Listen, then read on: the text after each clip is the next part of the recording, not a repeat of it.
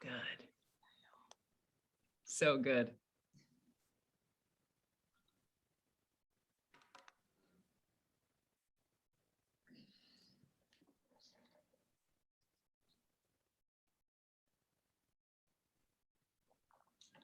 Awkward. I know. We wait for everyone to join. Where are you? I'm actually in Atlanta. We'll talk about it because I want you to talk about why you're in Chicago and yeah. Okay, we're good to go. We're good to go. Hello, everyone. Thank you so much for joining. I'm Brooke Baldwin. Maybe you know me from all of my years at CNN. Maybe you know me from my best-selling book that came out this year called Huddle, but you are not here from me. And I know that, and I'm not here from me either, because I am so excited to talk to my good friend and chef, Dominique Crenn. And before I go on and on and on over all of her accolades, Dom, give me 1 minute. Let's first just thank, this is all brought to you thanks to Satopia Travel and their whole virtual Dare to Dream series. And we were just talking before the Zoom started just about how we are so excited to be part of, just magical adventures and travel experiences. Like I know Dom loves to have a plane ticket. I love to always have, adventures on my horizon. And so Satopia Travel is like the epitome of, world-class travel experiences with world-class hosts like Chef Kren. So if I may, our guest of honor, my friend, Dominique Crenn, is the chef and owner of Atelier Crenn in San Francisco. She focuses on cuisine as a craft and the community as an inspiration. In November 2018, Kren became the first female chef in the US to receive not 1, not 2, but 3 Michelin stars. She also owns Petit Kren, an ode to the home cooking of Brittany, where she's from in France, and Bar Kren, a wine bar that pays homage to the Parisian salons of the early 20th century. In 2021, she was honored. This was just recently, you were just in France for this giant honor, honored with the world's 50 Best Icon Award for her constant presence in the international culinary community, promoting innovation, sustainability, and equality through her restaurant ideals and participation with various panels and summits. So to the icon, Wait. You are the icon. Oh, thank you. How are you? How does that feel to know you received that honor just recently? I feel so grateful, first of all, to be even been mentioned. And, and I think you and I talked about before, any awards is a platform to be able to showcase, not just myself, but to give a space to others. So yeah. Give me as much platform you want. And, I'm on my way to Spain right now to get the Chef of the Year in Spain. So I'm okay. So that's just on the horizon for you. I mean, so you're in Chicago right now. What's in Chicago? We flew, we just did a private dinner last night for beautiful company, a French company, matter of fact, one of the best jewelry company in France. So Van Cleef. So, and then we are flying today to Madrid. Today to Madrid. So you just stopped by for this conversation with Satopia Travel and all of our favorite potential travelers, as one does. Yes, that's it. So no, it's so exciting. But where are you? I am sitting in Atlanta, which is where I was born and raised. I'm here because a dear friend of mine, Commander Bobby Rashad Jones, he's been in the Navy for over 20 years. Actually, during my time at CNN, I flew over, landed on this aircraft carrier, got helicoptered over to his guided missile cruiser and covered basically, this front row seat to the war on ISIS a couple of years ago. And so what he doesn't know is that I am here and helping organize a surprise welcome home and congratulations for your upcoming Morehouse position, one of the HBCUs here in Atlanta. So that's why I'm here in Atlanta. But let me just back to you. So let's just, for everyone watching, I got to know, we first met, I got to know you, it was winter of 2019, when it was just before all of the things. And I met you in the lobby. You were staying at the Bowery Hotel in Manhattan. Yes. And I was writing at the time. So I was in my interviewing phase for my book Huddle. And I remember you, each interview was so special, but you were the one and only interview that actually made me cry. Normally it's the other way around, but you made me cry. And we'll come back to the why, because it has to do with your father and his legacy and your childhood, which just moved me so much to tears. But we then became friends, and I was recently in your home in LA, and we'll get to that, and you cooked for me. But do you remember, so COVID then happened, right? We all were shut in March and April of 2020. And I got sick very early on. I got sick the beginning of April. I was one of the first cases that was out there that people were sort of, I didn't know it became a thing a little bit. And you offered to FedEx me food, Dominique Crenn. Do you remember that? That I remember that. Yeah. And I didn't take you up on it. What would you have sent? What would you have FedExed? What would Dominique Crenn have FedExed me in my COVID? Some delicious food. I was thinking about okay, let's make something like, I think when you are sick, you want something that just really warm your heart, so I probably will have FedEx you some dishes that my mom used to make when I was sick, but maybe a little more elevated, but yes, we thought about that, but I think it's nice to just receive, and when I'm sick, sometimes I'm like, who's going to take care of me? But Maria is amazing. Maria, we love Maria. We love Maria. You were sitting there in the Bowery Hotel lobby with a headscarf on. You were on the other side of your cancer recovery, and neither of us are neither of us are the kind of women who sit there and talk about the weather, right? We knew what was happening in your world, and with my book and talking about women, we jumped right into the deep end of conversation. And that's thus the tears, as you were telling me about, your father. And anyone who's seen the Chef's Table episode, when you visit his grave, if I recall, it is so profoundly emotional. And let's just start there, Dom. Just talk about your childhood and specifically about your father, because if I remember correctly, he's the one who really took you out to eat, right? Those were those first early experiences. Yes, he's out there probably looking at me having a glass of wine. My brother and I, we were both adopted when I think I was 6 months old. When I was in an orphanage, they came with very young age, and when you meet people that with a lot of love, a lot of passion, a lot of knowledge about the world, and the only thing they want is to have children, that they're going to give those children everything they have. And at a very young age, when at the start of my life, I got really involved into getting to know everything about art, food, kindness. My dad was a politician, but was also a painter. So he kind of emerges into that culture, the French culture, but, to really be aware and with an open eyes. And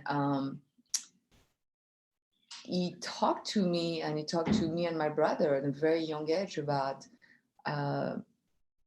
kindness to others and how you need to walk into the world, and this is something that very young that was in my head. It's like, wow, I look a certain way, but I walk a certain way, I eat a certain way, but there's other things out there.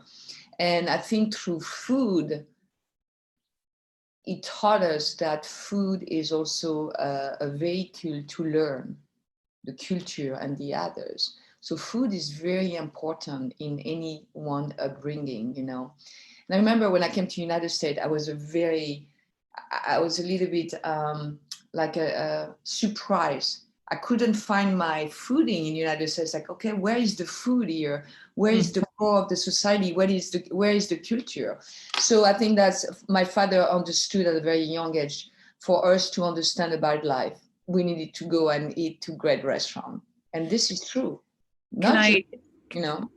can I push you just on specifics, just because I would love to know, like, Dom, was there a specific early childhood culinary experience that has remained with you to this day? Yes, I mean, beside my grandmother and my mother cooking, we went to this restaurant, and that was the first time I had a tasting menu, and it was a restaurant by the sea in Brittany, and I think they had a Michelin star at the time. But the gentleman, I mean, when I walked in, first of all, it was just like symphony, you know, like it was like, wow, this is beautiful. But the story behind the food and the way that the food was made and the story about the man that was making the food, that was so interesting to me. I was not just having food on the plate. I was eating literally his soul. And so, Oh, you I was understand? eating literally his soul. Oh, so good. Yeah. So and I was 9 years old. And you thought that at 9? Seriously. I thought that at 9, yes. Wow. Yes, I'm absolutely. I'm thinking of, you mentioned your mother and your grandmother, and when I was in your home recently in Los Angeles, you cooked for us, and you cooked that tomato farci that I Yes, am still talking about, which yeah, is the dish. How you slow roasted those tomatoes for hours. yes. As you grew older and you grew more culinarily curious, how did you then get into world cuisine? Well, I think it's, a lot of people ask me, oh, you're French and you cook French. It's like, I am French and I cook global cuisine. I think it's important to me to be curious. It's important to me to go somewhere and absorb something that I don't know, and perhaps bring that back to the way that I want to cook, And if I like if you spend your life and just do the things you do every day over and over again, and you don't try to see other things, then you becoming stagnant, and you have to evolve. You got to be curious. Flavors, it's movement. The world is movement. I think cuisine is very much movement. It's not just black and white. It's different layering. And I think for me it's the way that I cook. I bring I layer my food with the culture that I experience. But as connected to that, and I know you're so passionate about like how food is sourced. So, and I Oh know yeah. you traveled, I mean, having read your book and all of your travels, and working in various restaurants globally, what did you learn about how various cultures source their food? And then how does that play into the food story? I mean, what's interesting is like when you are curious, when you travel and you want to get to know the culture, you go to places where people for centuries, they have a history and they know exactly where things come from. They know, I'm going to get this fish. This is my grandfather used to do those produce, growing those. And this is interesting to me because it just made me realize that people want to be connected to where things come from. They want to be connected to the story. They don't just want to go to the supermarket and buy things. And we very much disconnected, I think, with food right now. But I think the pandemic helped us to reconnect about the sourcing, because at the end of the day, we might be, we are guests on this earth, but this earth is our ecosystem and is helping us to grow as humans. So we got to take care of that. So I think it's beautiful to be able to be connected. Hey, those tomatoes, I knew where those tomatoes were coming from when I cooked those tomatoes for you. I went to the farmer market, I talked to the farmers, So I think it's rich to do that. It takes more time sometimes, but sometimes it's worth to spend maybe another hours with someone that know where the food come from, instead of like just buying things that we don't know. So, but that's my philosophy. But we're talking about you and your philosophy. And so I want to go back to something you said. You talk about the pandemic and you think we've become, what did you say, more interested or more connected to how our food is sourced. What do you think happened during the pandemic to make it that way? Well, I think if you look at especially of America, most of the people that were sick was also linked in the way that they've been eating through their life. So there is a lot of processed food in America. Mm. So processed food doesn't give you the vitamin and the, you know, the what your body needs. So you're more inclined to get sicker, obviously. But I don't think this is new. I think we know that there is a lot of problem in the different cancer also. There's a lot of things that is connected with food. Yeah. And I think people start to realize, and then during the pandemic, everybody's start cooking. And I love that because cooking is very therapeutic. When you go and get your food to the farmer market and you bring that home and physically you start to cook with it, and then you bring people to the table, that's very powerful. And I was so impressed and so excited to see that, you know. But at the end of the day, and I'm like, okay, now you let the chefs doing their work. Okay, stop. Okay, stop eating at home. Come eat at our restaurant. But I think it was very obvious that food was also something that people start to pay attention to, and it's interesting because the pandemic, the industry, my industry, got really, really hurt, and all those restaurants. But what we have to understand that a community needs food, but food that feed your soul, you know. And we need to go back to that, you know. And that's what food is about, you know. It's feed you mind, your soul, and it just feed also the community in a way that we can come together and let's reconnect the dot here. And that's what I'm here for. We're gonna have a lot of fun, and this is the way that I cook. I love that, you know. Even if it could be a 3 Michelin star, you know, dinner, you know, we grow everything in Sonoma. We grow all the produce, you know, that we have.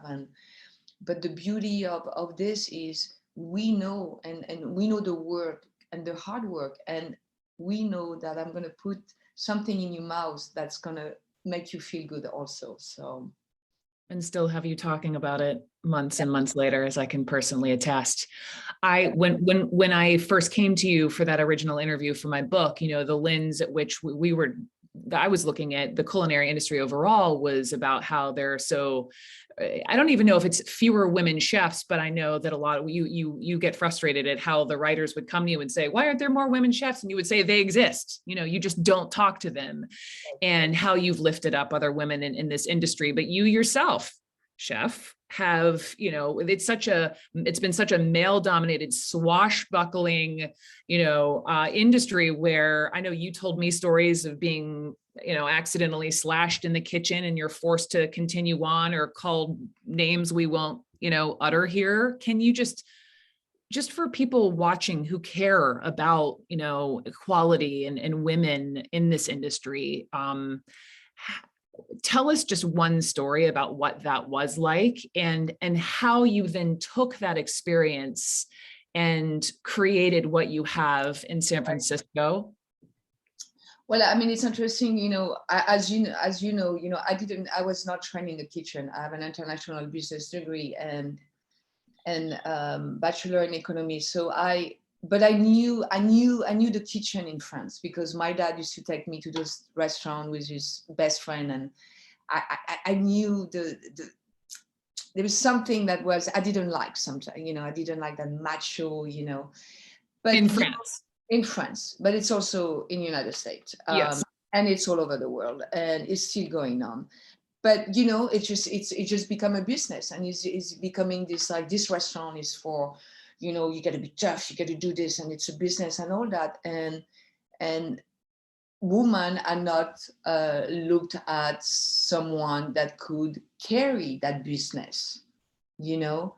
They don't think they can make money with women, which not just in my industry, I think in a lot of industry, in the movie industry, in Hollywood, I think even in your industry, you know. So that thinks of like, I mean, I'm a tough person. Is you talk to me as being human, don't talk to me as just being a woman, because otherwise it would not be pretty. But then, you know, experiences in, you know, early in my early time in the kitchen is that violence, you know, that verbally violence and sometimes physical violence really made me understood that. And I knew, I remember I went to see my chef, one of my chefs at Stars, and I say, And that was after that I left Stars and I experienced this, and I went back to get some guidance, and I said, you know, I'm going to open a place that for people to be welcome, for people for people to bring their diversity to this culture of cooking, but also for people that will have a name and not a number. And that was in 1996 that I started to have that narrative into my head. And when I opened Atelier Crenn in 2011, it was not just a restaurant, it was a space where creativity was at the core of that space. Obviously, an homage to my dad and what he has taught me about people and interaction and love and humanity, but also where people could feel. Didn't matter if they had experience or not experience, didn't matter if they were woman, men, or different culture. They knew if they walk into my door that they will be seen, that I will see them as who they are, and that will not, you know, that I will pay attention. And because when you respect the others, and I knew they will respect me, and then we can create something amazing. So, but you know, it's to do this, you know, it was interesting because a lot of people were applying at Atelier Crenn, and I remember one of the candidate was like, well, I hope you're gonna yell at me. I hope you're gonna push me. I hope, and I was like, I was just so, because this is what the industry was, and it's still a little bit. Was that a man or a woman? It was a man. Yeah. Wow. And they didn't think as a woman maybe I could do that. I'm like, I don't want to do that. And but it's almost shifting kind of that ideas, you know, like when you grow up and you are in a family where there's a lot of violence, of course you're going to go to this world and this is the only thing that you know. So I try to change that. I try to, you know, mentor people. There is other things, because you come work with us, not for me, but with us, togetherness, you know.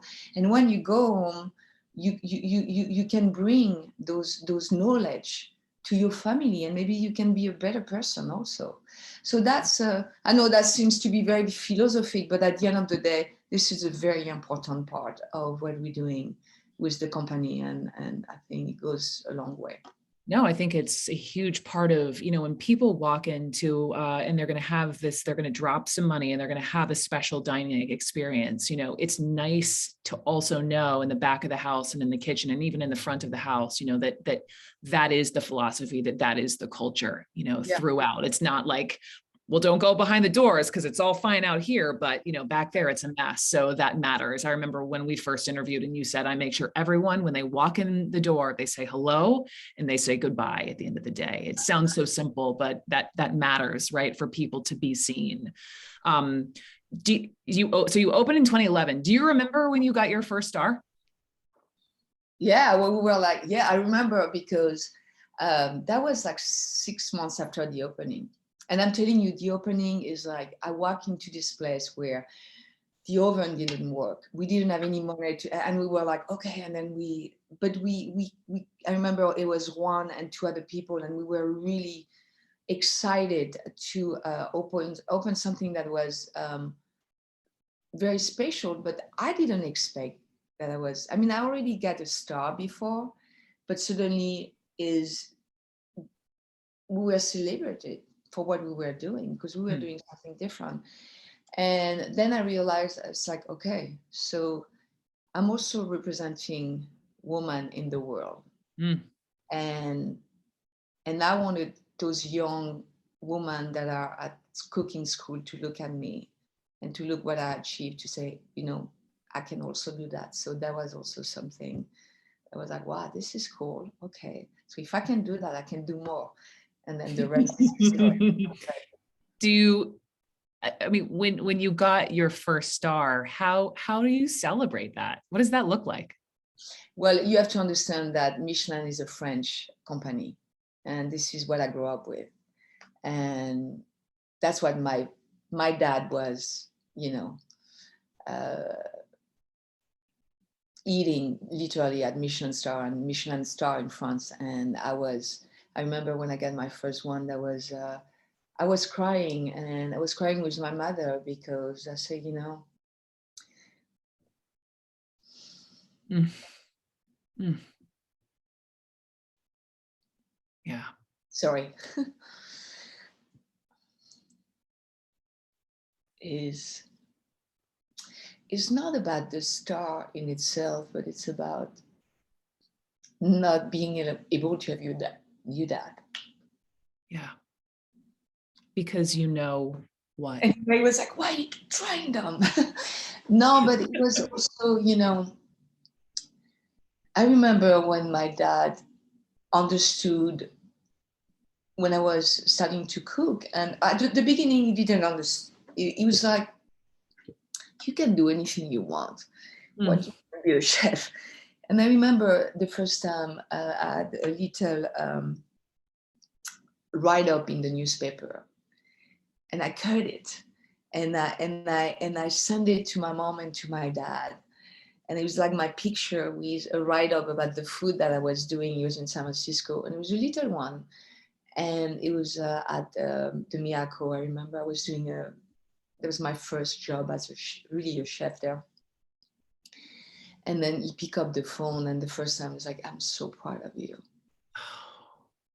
So I never thought that I would get a Michelin. That was not in my mind. It's just like I thought I use food as a language, as food as a place where I can do things to change things, to make people happy, but also to start conversation. And I think when I got my first Michelin star, I remember I told my mom I wish Dad was here. Mm-hmm. And he said, it's easier. He knows that. Yeah. Okay. So for Don't make people, me cry now. I know, sorry, not sorry. I just adore you. I respect you. I love you. I just appreciate that you are who you are. I mean, for people who I can vouch that you are just this extraordinary human. And I am so fortunate to know you, and people watching, if they get to go to France, oh, you are in for a treat. Okay. So let's talk about when you walk into Atelier Crenn, right? And you sit down, just for people who have never been, just walk us through those first few snapshots of the experience and the poems and the how the food is presented and how you came up with that. Well, first of all, you walk into my home and you are welcome, first of all, and then you obviously you sit at the table that is assigned to your party, but you're surrounded with my world, my emotion. You surrounded with art, which is little, some of the painting of my dad, but on the wall, I wrote a poem when my dad passed away, and I took the poem and I had one of my friends to put it in three different ways on the wall, and so when you get there, you can read the poem. And so it gives you kind of a sense of who we are, and it's about love, and it's about luxury coming within. It's not about the luxury around you. The luxury is within, is sitting down, and everybody around will bring that to you and the table. And then we present you with the menu, which is a poem. So the poem is a representation and of the dishes and the emotion of how the dishes were created, and also their own ecosystem. So it gives you kind of a sense of who we are. And then you are here to forget the world. You are here to come and join me into this journey. And then I want to show you who I am. And then a lot of wine, a lot of great food, a lot of love, a lot of connection. Everybody's connected. Every dish has a purpose. And then maybe at the end of the meal, maybe you have a glass of wine with me, which is great. So, but there is, it's not something stuffy, We want to see you too. We see you as a customer. You're not just a customer coming in and buying a menu. You're just here because you are invited to a home, so. What goes into creating each dish? People, experiences, traveling, emotion, It could be different type of, I mean, actually, I've been focusing on my travel back to France, seeing also my mom. That is, you know, getting older, and refilling, you know, the love between the connection between food and humanity, and also coming together with my mom and my grandmother, but also coming back to the farm, which the farm has been an amazing ground for us. So it's literally what you're eating right now. I'm focusing a lot of what my farmers and the team is growing, and then you travel, and then you create those dishes, and it's all about the ingredient, you know. And it's, I don't know, I'm very proud about dishes that I'm creating right now, but a lot of emotion, definitely a lot of emotion behind it. So that's exactly, I wanted to ask you about the farm, because correct me, but don't you, I mean, you care so much about the food and the sourcing and the ingredients that don't you live on the farm, or you have a place on the farm? So when I come to, well, obviously we have a beautiful house in LA, but when I come to San Francisco, yes, I live on the farm. She lives on the farm where the food comes from. I think that's just incredible. I wake up in the morning, and my farmer come at 7. I wake up, and then we go and open and take care of the chicken, and then walk around with the farmers. And sometimes we have people coming. We make breakfast, but the fact that the connection of my farmer, every time that I see him in the morning, there is always a story. It's like, chef, you won't believe what just happened yesterday. And I'm like, what, tell me? It's like, well, you know, like, for example, it was the monarch butterfly kind of left because of everything was going on. I said, well, they're coming back.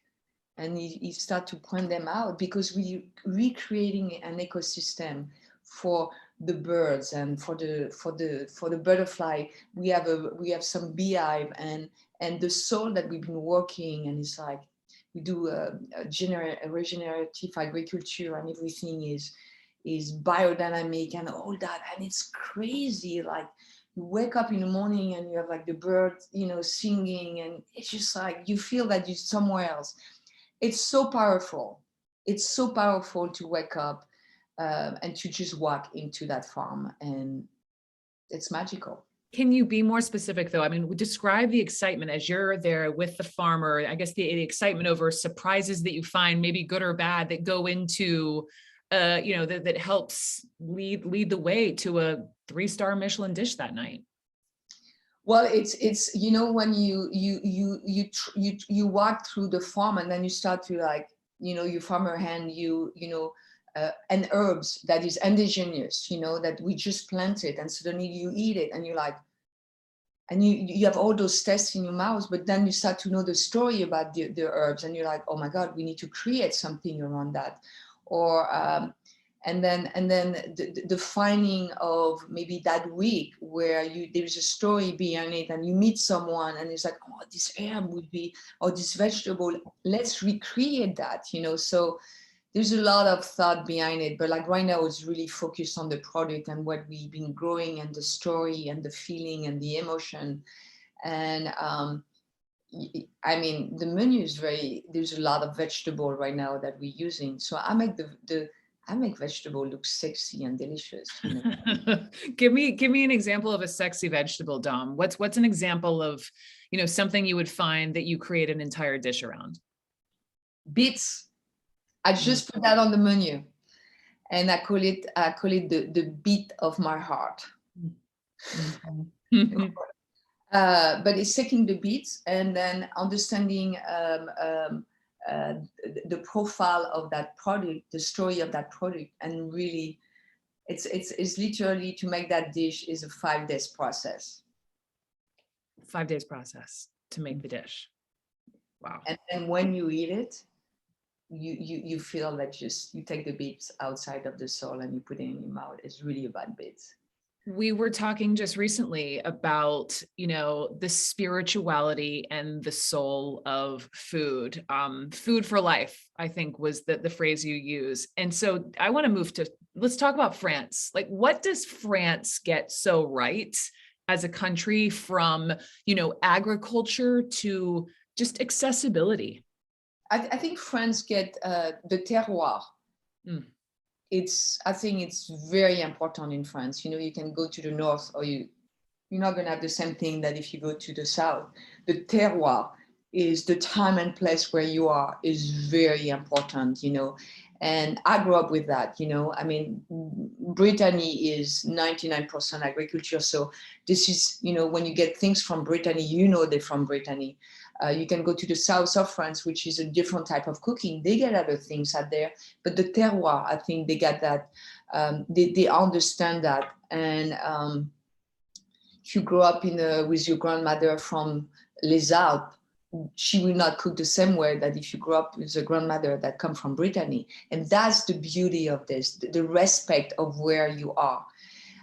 So I think they got that right. Season also, being season is very important. You will not find a tomato in the winter in France. So it's all about season, and I think what they get I think right is the joie de vivre and the wine.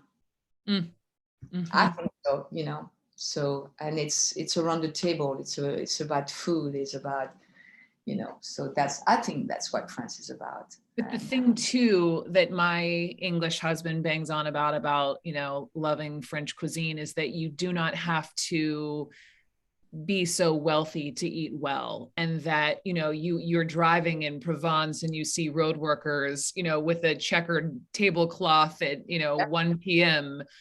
stopping for at least an hour to sit down and eat lunch, not Burger King, but a proper meal. Everything, food is accessible. That's right, and that's how the Michelin started, to find those little places where you can, eat, and you don't have to spend a lot of money. But that's the beauty of it. But it's also show you how food is such a very Part important, of life. Part of life. Yeah. And like I said before, if there is no food, there's no culture, and there's nothing. And that's very important to know that. Chef, I was reading an article in a French paper that you are opening a restaurant in Paris. Oui. Tell me everything. Yes. So maybe not just one, maybe few. I don't know. But no, but so I have a friend of mine. His name is Jack Smodlet. I think you might have. Mm-hmm. Have you met? Yes. Yes, he was at your house when we had dinner.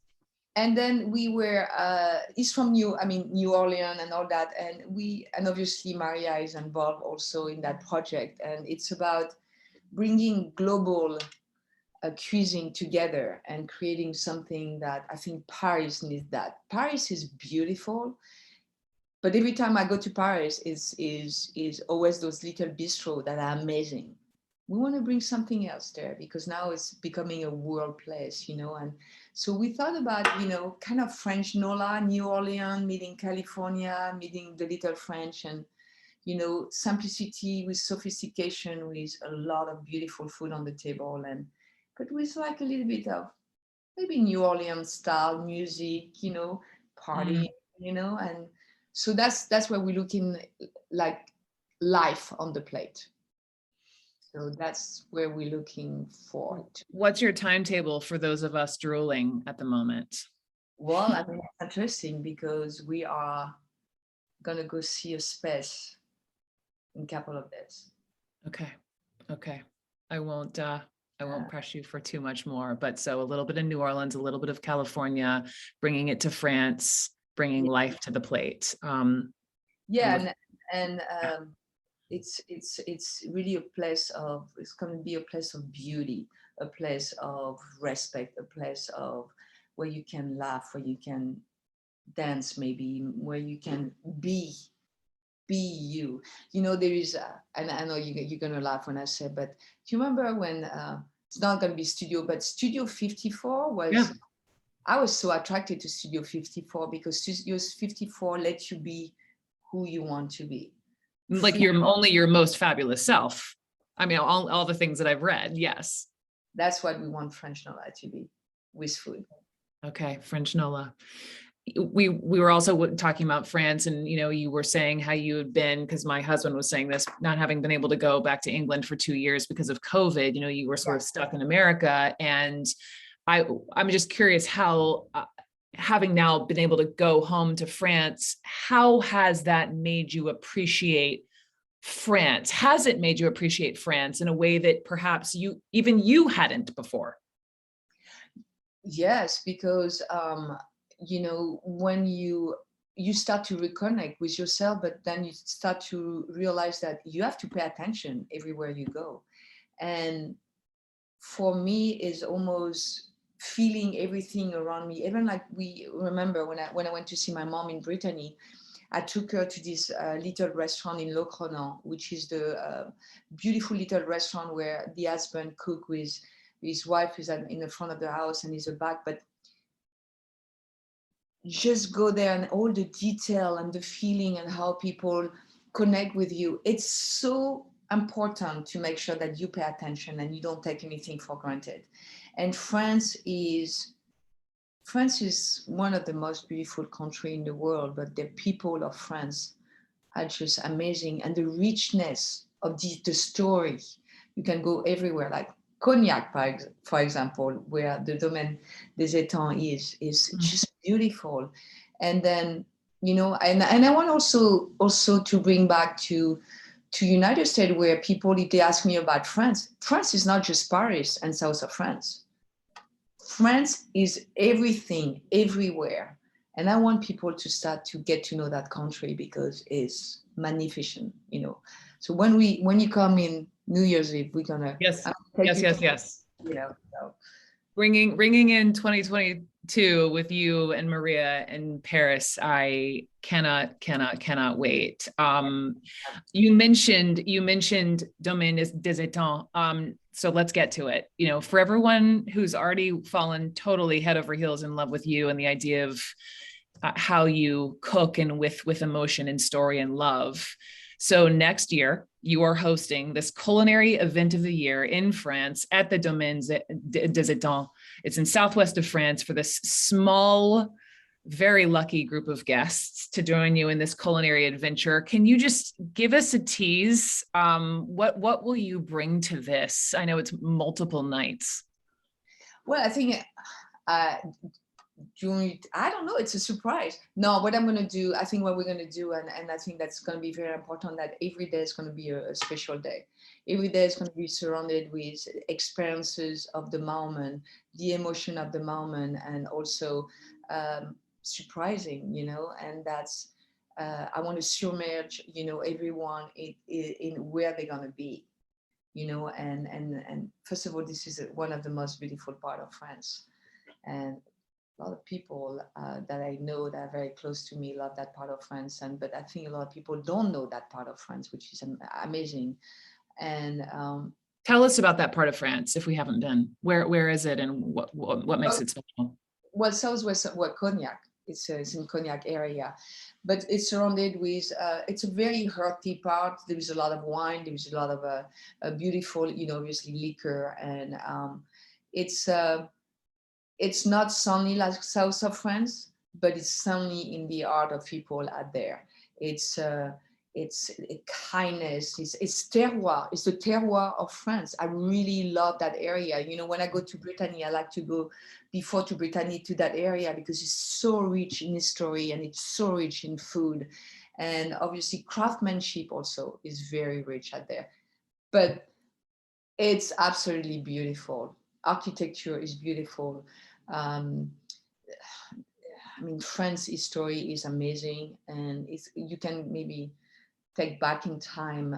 That all southwest of France also, if I was to be in a place, I would love to be born in that part of France. Mm. Mm.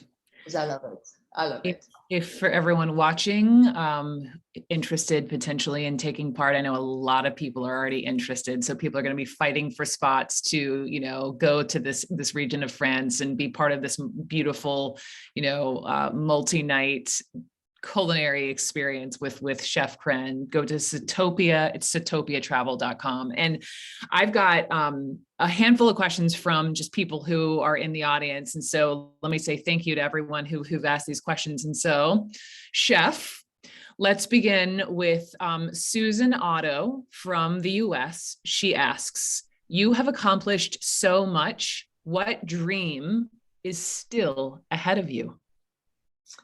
Oh, I love Good that. question, Susan. Oh my God, I have so many dreams. I'm so curious. You know what? I want to become an accomplished photographer.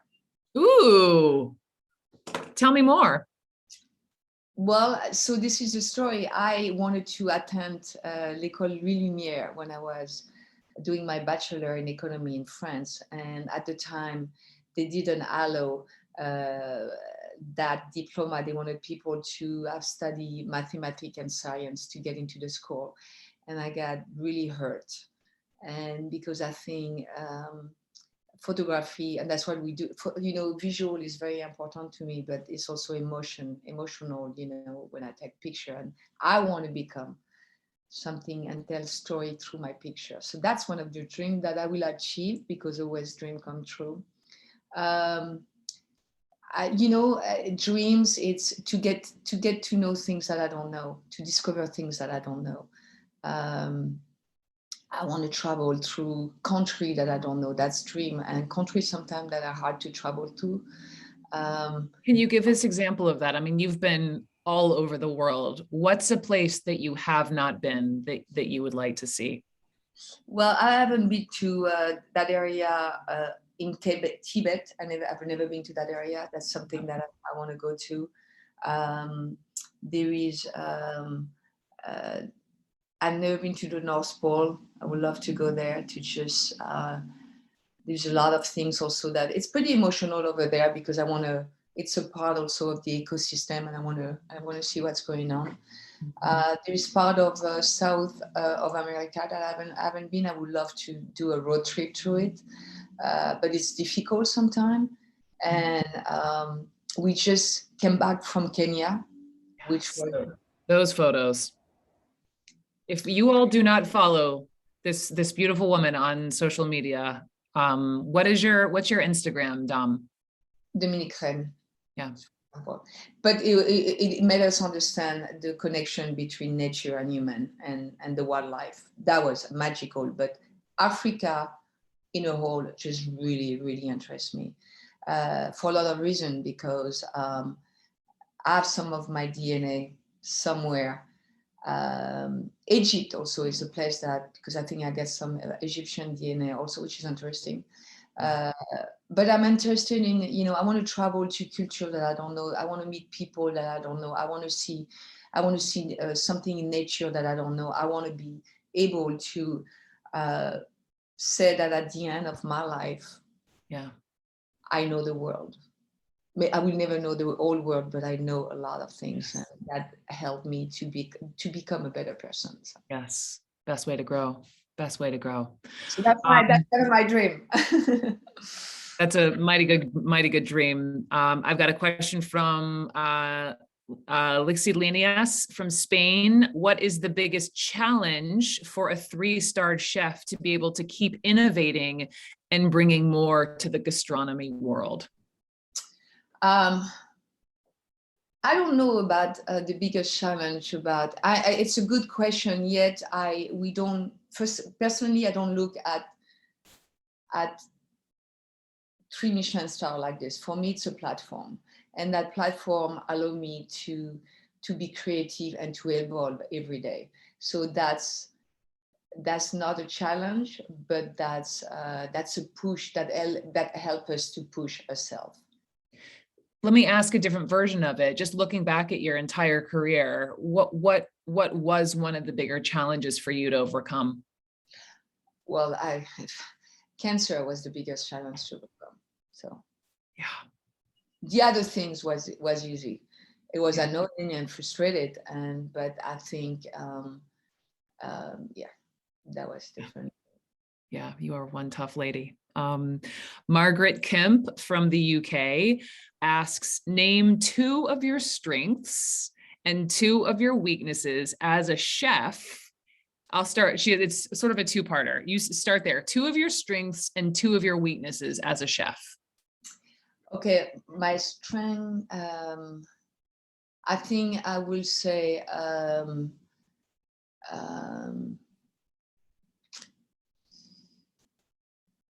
I think I would say listening. I'm a good listener. And how does that help you as a chef? Well, I think when you listen, it helps you to really get into yourself, you know, and when you listen things with the others, you help you to kind of refocus that perhaps that your vision might need help. And that's, you have to be able to listen. It's a part of being a good leader.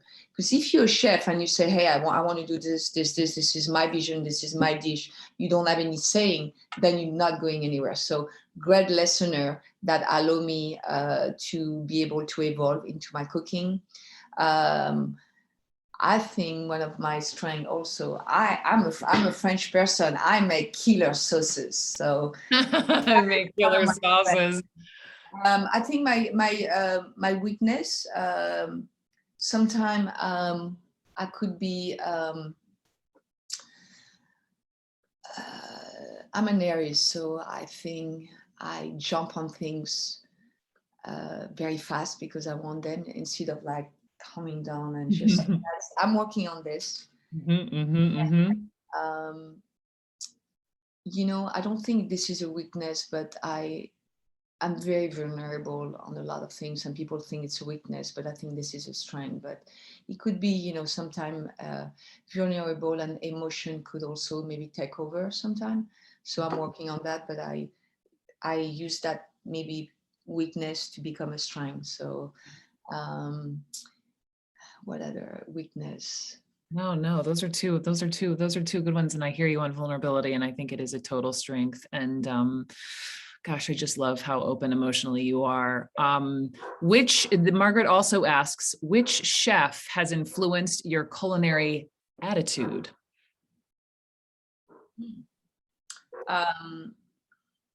I think my father, he was not a chef because he didn't know how to cook. That was terrible. But obviously he taught me something. But you know, I met Olivier Rollinger years ago, years ago. And I remember I met him the day that he got his 3 Michelin Stars, and he's up in Brittany next to Saint-Malo. And I remember the kindness and the openness that he had. But if you talk about a chef that I work with, it would be Jeremiah Tower, that allowed me to open my eyes to become who I am also today.